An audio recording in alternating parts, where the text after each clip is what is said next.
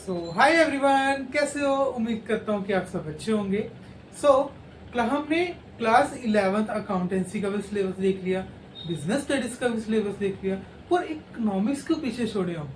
आज हम देखते हैं इकोनॉमिक्स का सिलेबस क्लास 11th 25-26 सेशन का। पैटर्न वही सेम है, बट आपको थोड़ा सा यूनिट वाइज समझाना जरूरी है। इकोनॉमिक्स के सिलेबस को देखते हैं। What are you waiting for? Let's do it.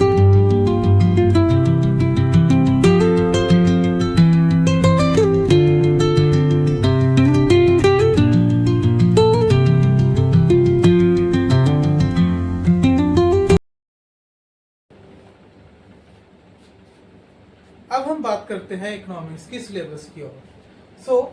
Economics दो पार्ट में डिवाइड किया गया, पार्ट ए और पार्ट बी में, जिसमें पार्ट ए जो है वो स्टैटिस्टिक्स के बारे में है और part B introduction to micro economics है। जैसे कि मैंने बताया कि क्लास 11th में आपको माइक्रो इकोनॉमिक्स के बारे में स्टडी करना है।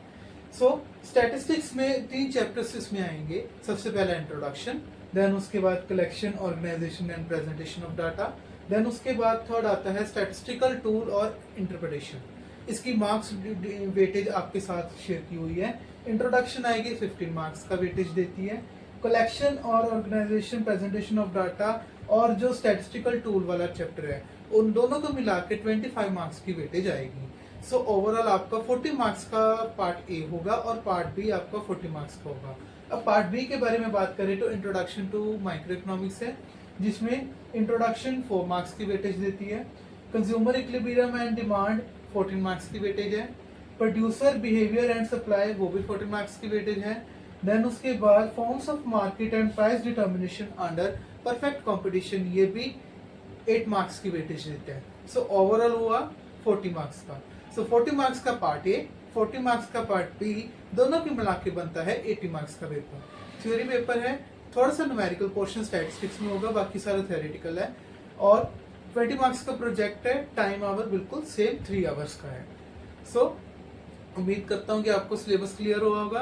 अब हम बात करते हैं PSCB student, Punjab student board का क्या सिलेबस है, इसके बारे में हम डिस्कस करते हैं। पीएससीबी बोर्ड स्टूडेंट का क्या सिलेबस है। पार्ट ए और पार्ट बी में डिवाइड किया गया। थ्योरी पार्ट से 80 नंबर्स का है, प्रोजेक्ट 20 मार्क्स का है, ओवरऑल 100। टाइम सीरीज 3 आवर्स की है, वो भी आपको क्लियर है।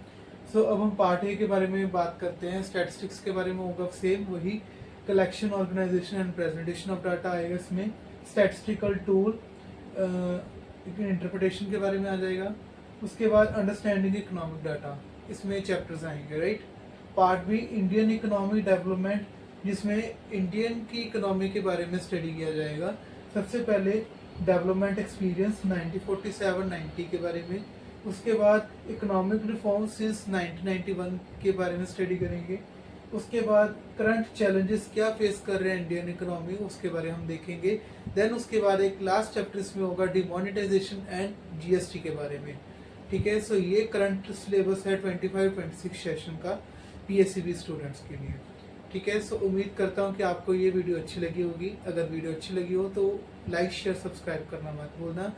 वीडियो के बेल नोटिफिकेशन को ऑन कर लो ताकि मेरी वीडियो सबसे पहले आपके पास पहुंचे। मिलते हैं नेक्स्ट वीडियो के साथ। Thank you so much.